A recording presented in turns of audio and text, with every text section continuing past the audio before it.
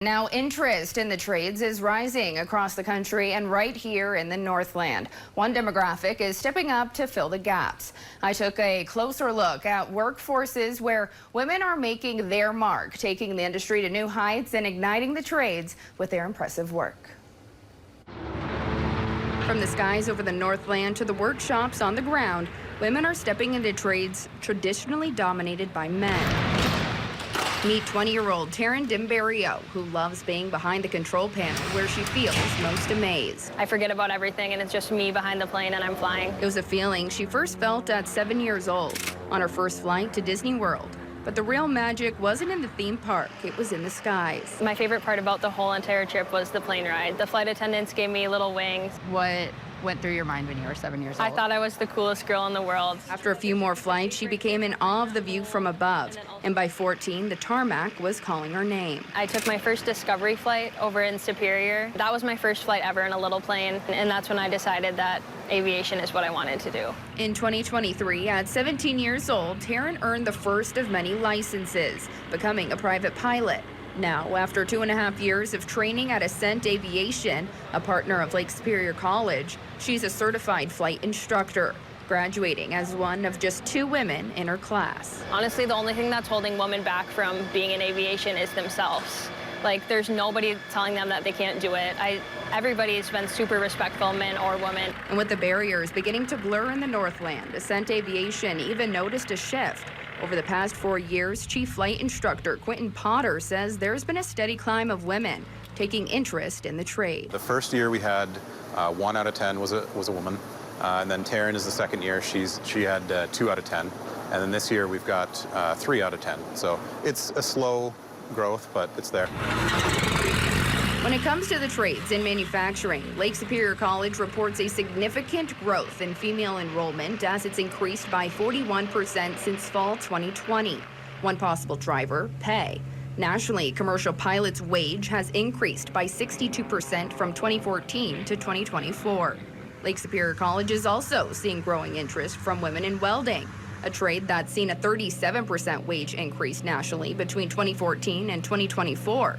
Women enrollment in the trade program has jumped nearly 91% over the past 5 years, and it's clear across the bridge in Superior. Here at Lake Assault Boats, 20% of the people on this floor are women who make detailed welding work. So we have diamond plate on top here, and it is one of the most hardest things to weld because it is. Jillian is a part of the 91% of women who went to Lake Superior College for welding between 2020 and 2025, but her journey started before. I did start welding in high school, and they had like a women's welding group at Denfeld, and it was kind of like an introduction of being like, you can do other things. I got my welder. Today, Jillian helps build boats for local companies and even the Navy. Between drilling out the tacks to make a smooth surface to welding the cab walls of the boat, the women behind the torch are known for the work that they push out. You're off a 16th here and a 16th there, but that's going to add up, and you're going to be a 1/4 inch off. Quality. The best way I can describe that is their uniform of welding is a lot more tight so that the fairness of the boat actually takes better shape. Trevor Weirma, the fabrication floorman at Lake Assault Boats, says women welders at the shop stand out among the rest. Trevor noticed the increase of women in the industry around 2020 and believes the work they bring to the table will outlive older generations. Run!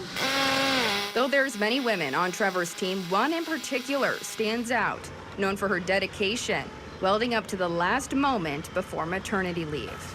Katie Roberts, she is one of my top female fabricators. She just takes the extra step because she wants our work to be done right and well. She's such a strong woman that she's like, it doesn't matter. I'm going to do what I can. I'll let you know if I can't, but I don't underestimate me. I was like, yeah. Now, if there's one thing top of mind in the industry that needs to change to better suit women in the male-dominated field, well, the consensus at Lake Assault Boats is clothes. I wish they made more clothes for us.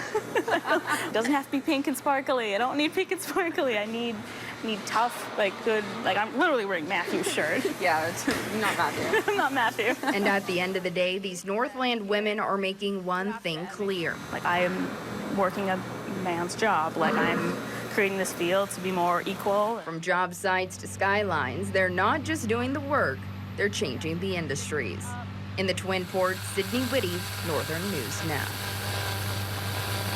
Now, Lake Assault Boat says workwear brands look to their women welders for more inclusive designs. They're also one of the many trades hiring in the Twin Ports.